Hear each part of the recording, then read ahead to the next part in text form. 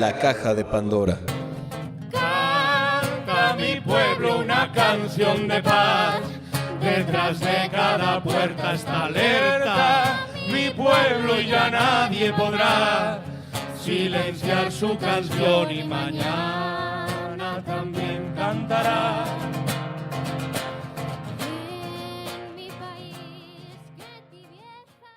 Bienvenidos a una emisión más de su programa La Caja de Pandora, programa producido por la Facultad de Psicología de la Universidad Michoacana de San Nicolás de Hidalgo y transmitido por Radio Nicolaita en el 1370 de AM y en el 104.3 de FM. Les recordamos que el tema del mes es Psicología y Cultura, un tema sin duda complejo en el cual trataremos de profundizar desde nuestra diversidad de puntos de vista. El día de hoy, antes de pasar al diálogo, escucharemos a John, quien nos hablará de qué del pasado se ha permitido que sea de nuestra incumbencia, en su cápsula ¿Sabías qué? Luego escucharemos a Gali, quien nos hablará sobre el estatus y los roles dentro de los grupos. Fer, por su parte, en su cápsula, nos hablará sobre el giro afectivo, un tema del cual es un amplio conocedor. Finalmente, Randy hablará sobre la diosa Sharatanga, en su cápsula Cultura Originaria. Les recordamos que estamos en Facebook para escuchar sus opiniones e inquietudes. No dejen de seguirnos en facebook.com/La Caja de Pandora UMSNH. Vayamos pues a escuchar este segundo programa dedicado al tema de psicología y cultura. Estás escuchando La Caja de Pandora. Dice mi pueblo que puede leer en su mano de obrero el destino y que no haya divino ni rey que le pueda marcar el camino que va a recorrer. En mi país somos duros y el futuro. ¿Sabías que...?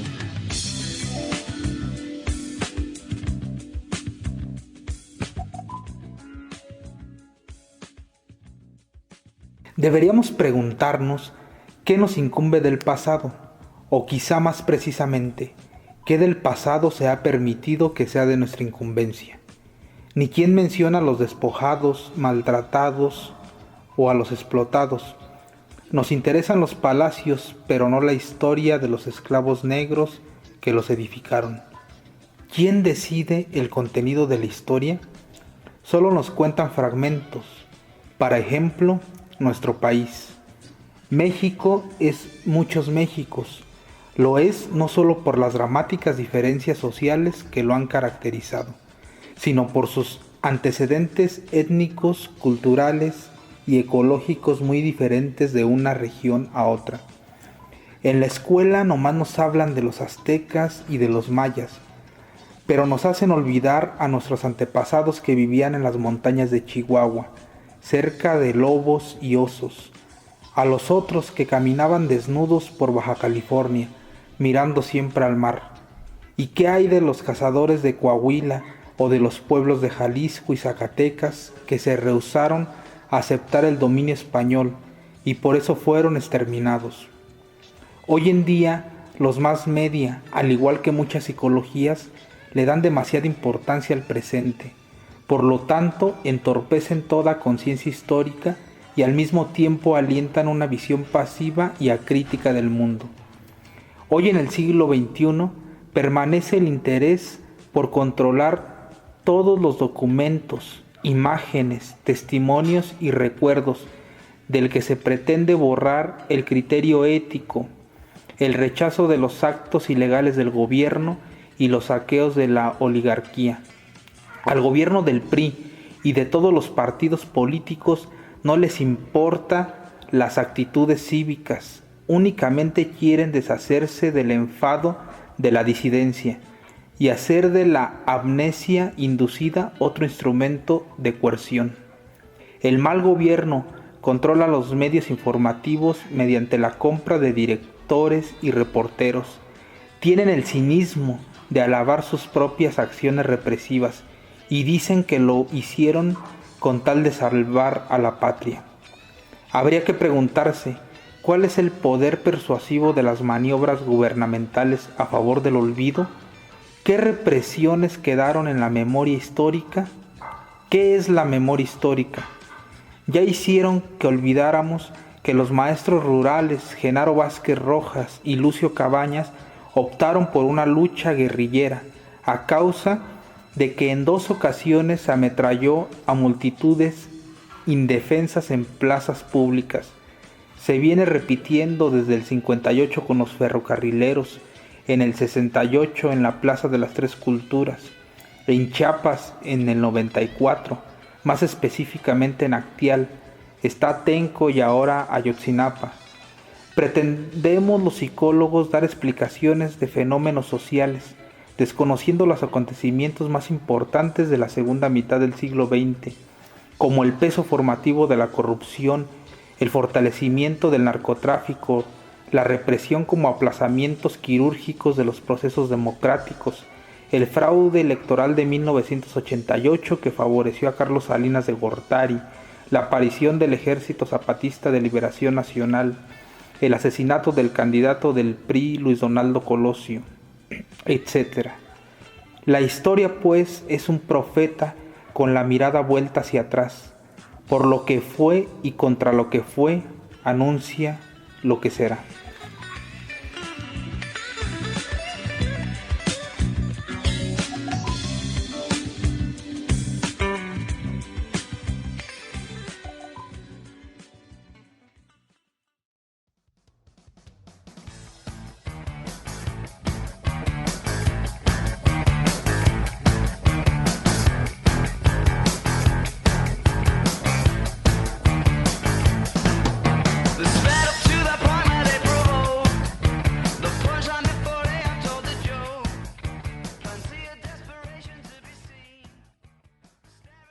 Buenas tardes, tengan todas las vocecitas que nos escuchan el día de hoy.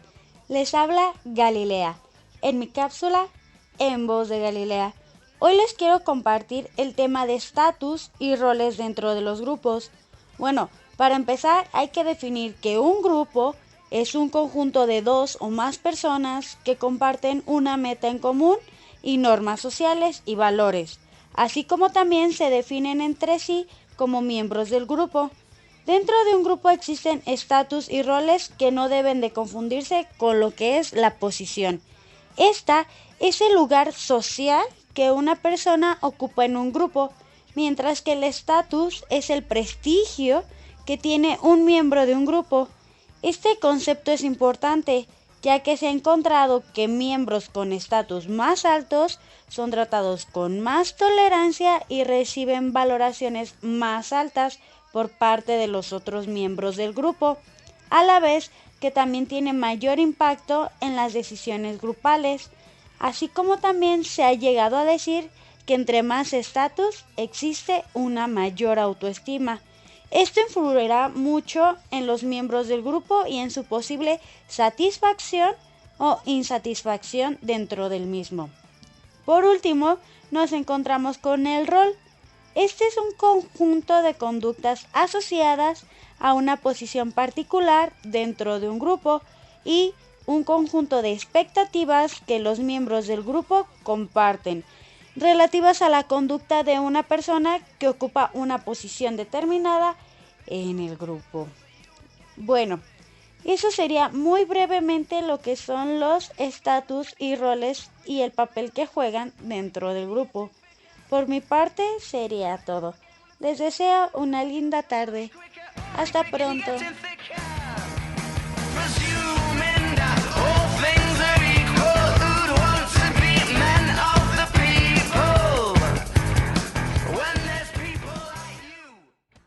Hemos escuchado a Gali y a John en sus respectivas cápsulas. Vayamos ahora con Fer y Erandi. Estás escuchando La Caja de Pandora.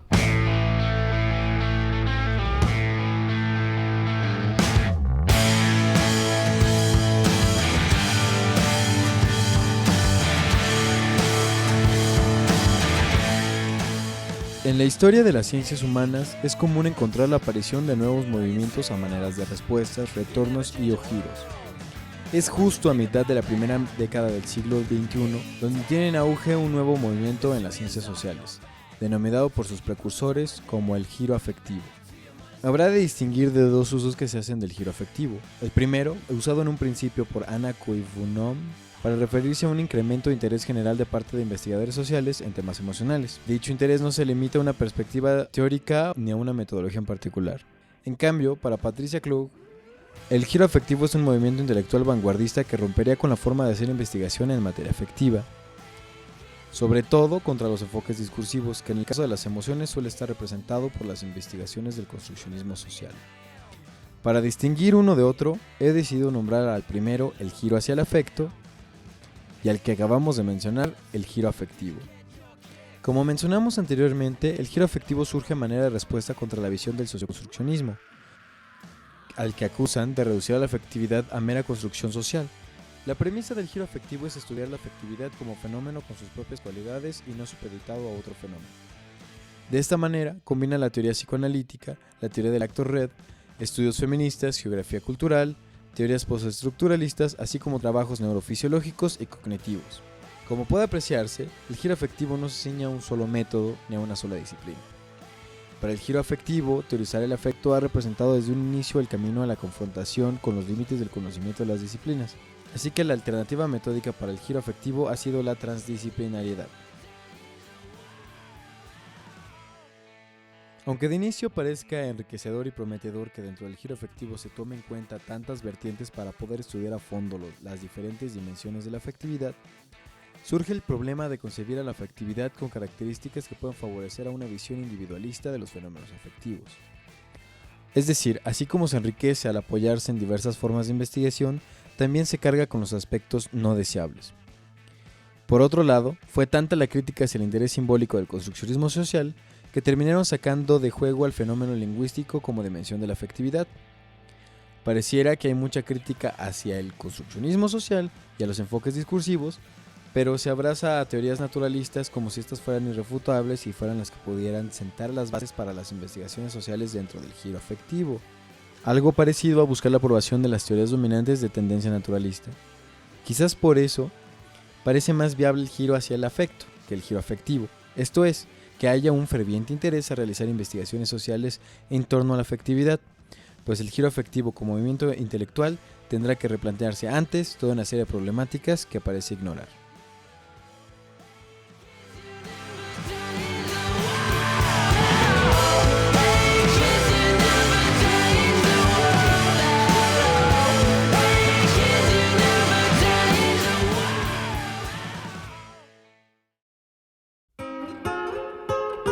Pikustik escuchar jucaparacua. Pikustik escuchar ashanditicha. Kuristik escuchar tununditicha. Joperono cachuskustik escuchar shiranguacha. Cortaron nuestros frutos, cortaron nuestras ramas, quemaron nuestro tronco, pero no pudieron arrancar nuestras raíces.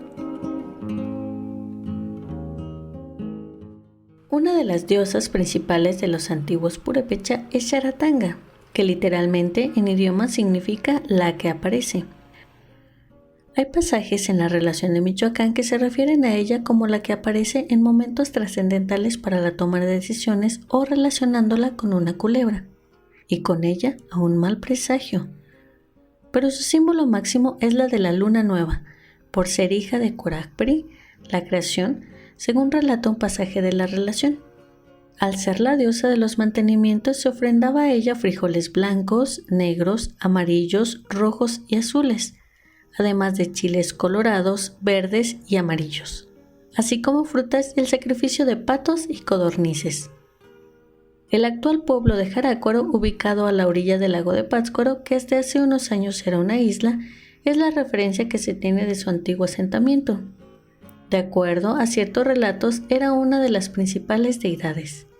Se vinculaba a ella la plata. Actualmente es común en las mujeres purépecha el uso de aretes en forma de media luna hechos de este material, elemento que guarda sin duda el simbolismo a esta diosa.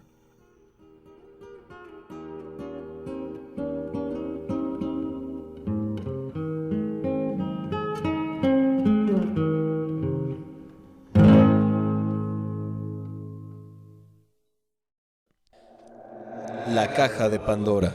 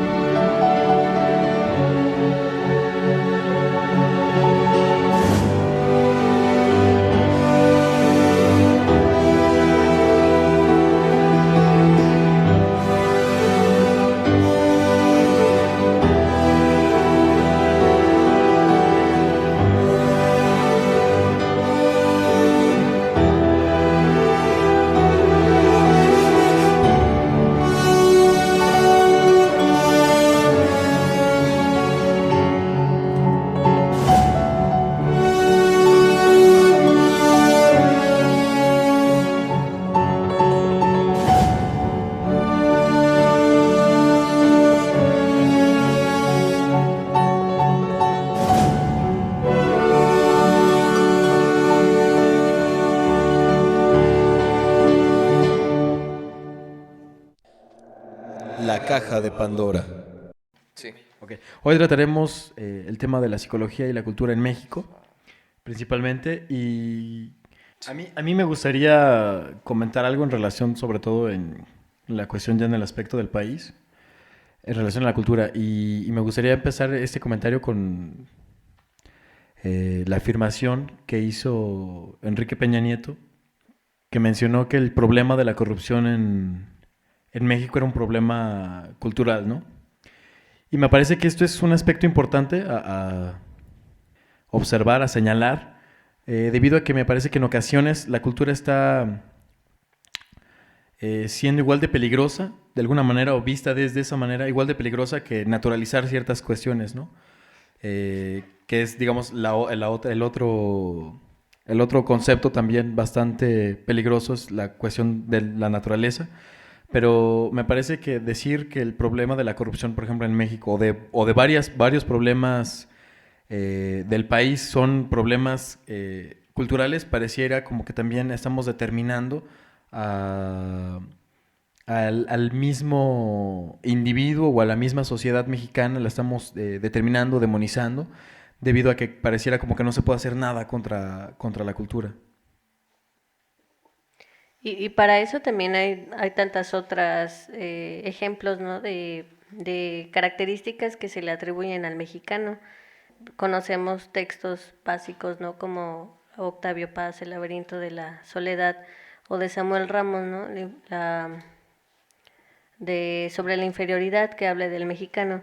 Entonces es cierto que tanto también ese tipo de textos sin una lectura crítica o sin otro punto de vista pueden llegar a justamente tomarse como una descripción sobre el mexicano, sobre todo porque en esos textos a veces parece que uno se identifica por el tipo de redacción y de frases que se utilizan, pero tampoco hay como una lectura más allá de eso, ¿no? Tal vez sean un poco descriptivas.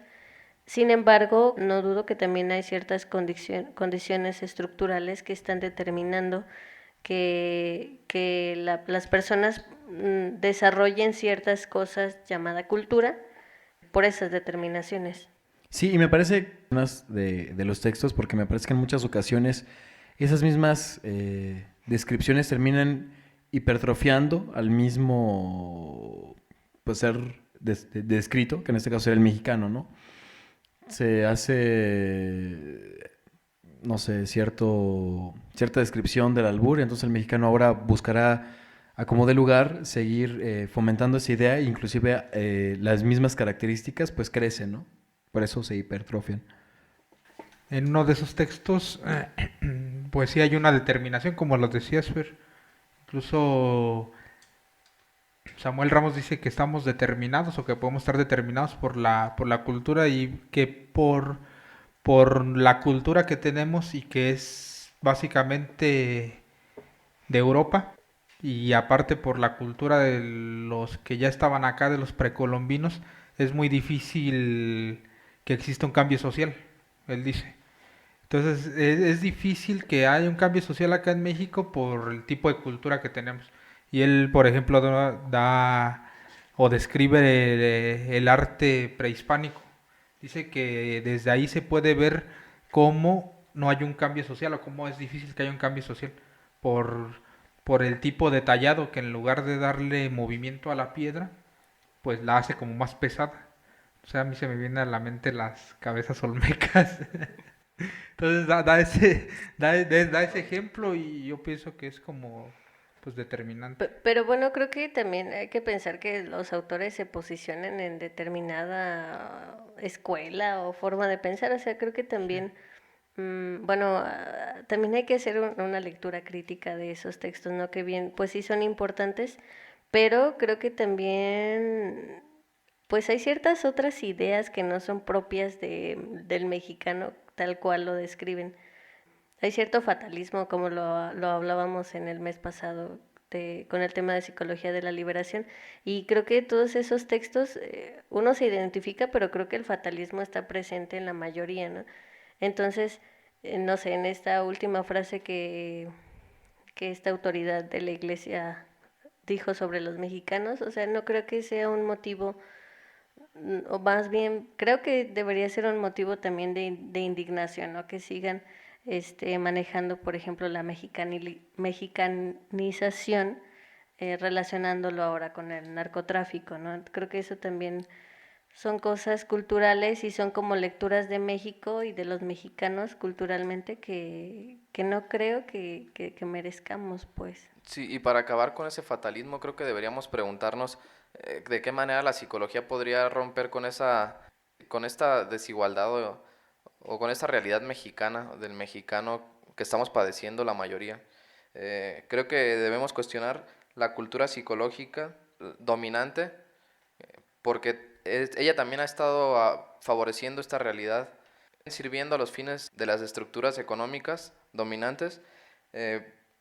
Genera una cultura de la vulnerabilidad o ha promovido una cultura donde los sujetos deben sentirse siempre como en una situación de riesgo y ante algún rasgo de infelicidad deben buscar ayuda psicológica o deben buscar resolver esa infelicidad, esa insatisfacción, en vez de analizar cuál es la causa de esa insatisfacción o de ese malestar que tiene pues como una realidad más compleja y que implica generar cambios a una mayor escala. Pues bien, con eso nos despedimos y esperemos nos sintonicen el próximo programa donde hablaremos de psicología y cultura y sobre todo en la cuestión de los más media. Hasta la próxima. Tú no pediste la guerra, madre tierra, yo lo sé. Pues bien, el tiempo se nos ha agotado. Agradecemos su escucha y los esperamos la próxima semana para continuar dialogando. El pueblo en su inmenso dolor hoy se niega a beber en la fuente clara de... La caja de Pandora.